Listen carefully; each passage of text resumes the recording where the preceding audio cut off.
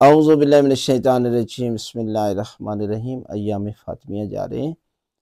اب جمعہ کے دن جناب سیدہ فاطمہ الزہرا سلام اللہ علیہا کی نماز، کہ اس نماز کو آپ پڑھیں۔ یہ نماز 4 رکعتی ہے، دو کر کے پڑھنی ہے۔ 2 رکعت نماز پڑھتا ہوں یا پڑھتی ہوں قربتاً اللہ۔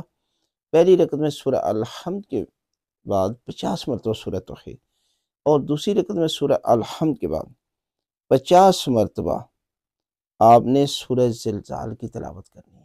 نماز مکمل کریں گے، پھر 2 رکعت نماز، سورہ الحمد کے بعد 50 مرتبہ سورہ نصر کی تلاوت، اور 50 مرتبہ دوسری رکعت میں سورہ الحمد کے بعد سورہ عادیات، یہ تلاوت کرنی ہے۔